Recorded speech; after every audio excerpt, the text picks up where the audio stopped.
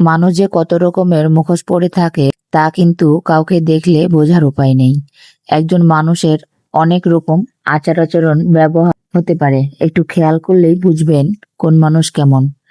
স্বার্থের জন্য মানুষ সব রকম কাজকর্ম করতে পারে। হ্যালো এভরিওয়ান, আসসালামু আলাইকুম। কেমন আছেন সবাই? আশা করি সকলে অনেক ভালো আছেন। আলহামদুলিল্লাহ, আমিও ভালো আছি। যে কথা বলছিলাম, বর্তমান সময়ের মানুষগুলো একটু বেশি অন্যরকম। কেননা কোনটা যে মুখ আর কোনটা যে মুখোশ তা মানুষকে দেখে বোঝার উপায় নেই। কিছু কিছু প্রবাদ একটু খেয়াল করলে বোঝা যায় মানুষ নিজের স্বার্থের জন্য সবকিছুই করতে পারে।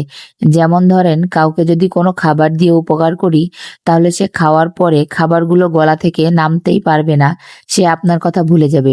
আবার দেখবেন, কোনো ব্যক্তিকে যদি কোনো পোশাক দিয়ে উপকার করেন, তাহলে সে পোশাকটা ছেঁড়া পর্যন্ত অপেক্ষা করবে না, সে অনায়াসেই ভুলে যাবে আপনি তার দুঃসময়ে তাকে একটি পোশাক দিয়ে উপকার করেছিলেন। তাই কোনো মানুষের কোনো উপকার করে যে তার মন পাওয়া যাবে তা কিন্তু নয়। কোনোভাবেই বুঝার উপায় নেই আপনি কারো কোনো উপকার করে তার মন পেয়েছেন।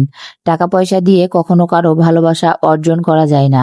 আর কিছু কিছু মানুষ এতটাই বেইমান হয়ে থাকে যারা উপকারীর উপকার কখনো মনে রাখে না, বরং তারা তাদের যে উপকার করেছেন সে আপনার কিভাবে ক্ষতি করবে, আপনাকে কিভাবে ছোট করবে সেটা নিয়েই ব্যস্ত থাকে।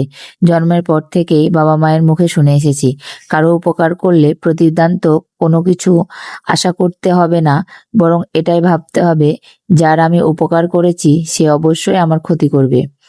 কিন্তু বর্তমান সময়ে এতটাই পরিস্থিতি খারাপ, কারো উপকার করলে কখনো তার প্রতিদান কোনো কিছু আশা করা যাবে না, বরং এটাই আশা করতে হবে যার উপকার করেছি সে নিশ্চয়ই আমার কোনো না কোনো ভাবে ক্ষতি করবে। এটাই স্বাভাবিক।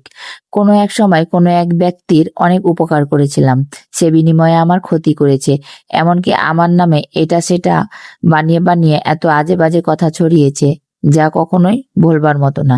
তারপরও আমি তাকে মাফ করে দিয়েছি, কেননা আমার মনে হয়েছে সে অবুঝ, সে বোঝে না, তাকে বোঝানোর কোনো দায়ও নেই আবার দেখা যায় কিছু কিছু মানুষ থাকে যারা সবসময় অন্যের কাছে আশা করতেই থাকে, প্রতিদানে তারা কিন্তু কখনোই তাদের কিছু ফেরত দেবে না।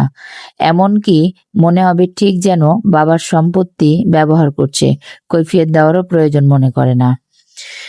এই সকল মানুষদের কাছ থেকে কোনো কিছু আশা করা তো ভুল। এই সকল মানুষেরা বরং ক্ষতি করবে, এটাই স্বাভাবিক। আর একটা বিষয় সবসময় খেয়াল রাখতে হবে, আপনি যে খেতে পায় না, যার মুখে আপনি অন্ন তুলে দিবেন, সে আপনার অন্ন কিভাবে কেড়ে নিতে হয় সেটা খুব ভালোভাবেই জানে। তাই এই সকল মানুষদের কাছ থেকে সবসময় সাবধান থাকতে হবে। আমার এই অল্প বয়সে আমি এই পর্যন্ত যত ব্যক্তির উপকার করেছি, বিনিময়ে কখনোই কিছু আশা করিনি।